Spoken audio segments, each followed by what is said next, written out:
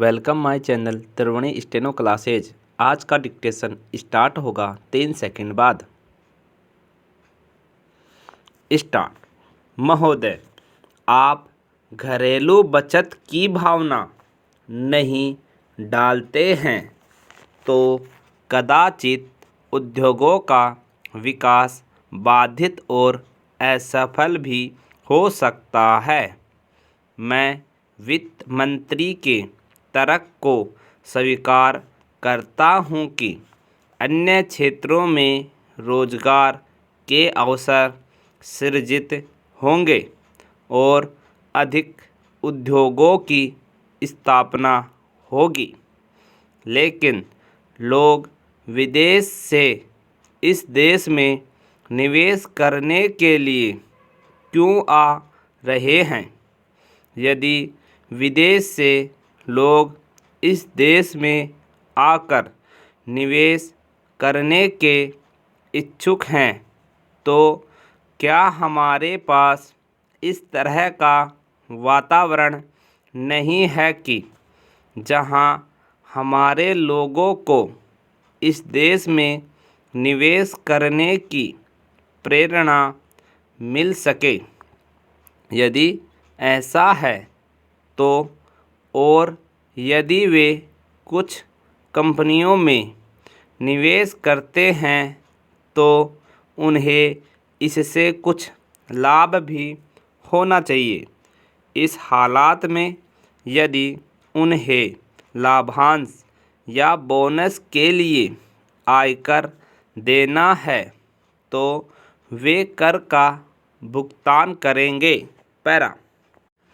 महोदय, इसलिए मेरी राय में निवेश के लिए स्वदेशीय प्रेरणा कम हो रही है। यही कारण है कि घरेलू कंपनियां नुकसान उठा रही है और उन्हें नुकसान होता ही रहेगा। इस देश की अर्थव्यवस्था के सबसे महत्वपूर्ण क्षेत्र कृषि को हानि उठानी पड़ रही है।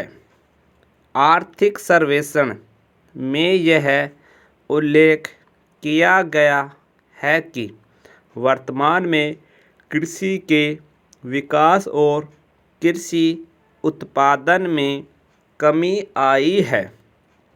कतिपय राज्यों जैसे पंजाब और अन्य जगहों जहां से हमें केंद्रीय पुल के लिए खाद्यान्न प्राप्त होता है, पहले ही परिपूर्णता की स्थिति को प्राप्त हो चुके हैं।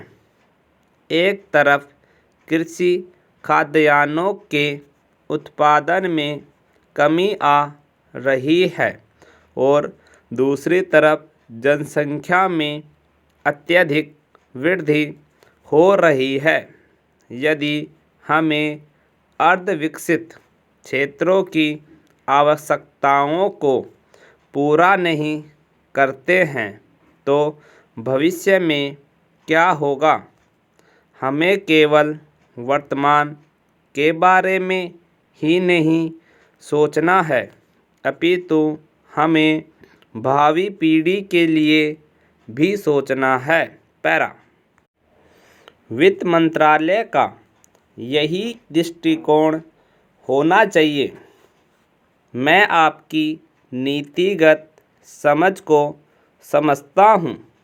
मैं यह भी समझता हूँ कि बजट को प्रस्तुत करने से पहले इन सभी क्षेत्रों और पहलुओं पर विचार करने के लिए आपके पास समय नहीं था। आपने कतिपय नीतियों को जारी रखा है। मैं व्यक्तिगत रूप से समझता हूँ कि उदारीकृत नीति की कुछ सीमाएं हैं। इसे सभी घरेलू क्षेत्रों में शुरू नहीं किया जा सकता है। इसे सभी स्थायी उपभोक्ताओं, वस्तुओं और लघु उद्योगों में शुरू नहीं किया जा सकता है। इसे आधारभूत ढांचे में शुरू किया जा सकता है। कंप्लीट।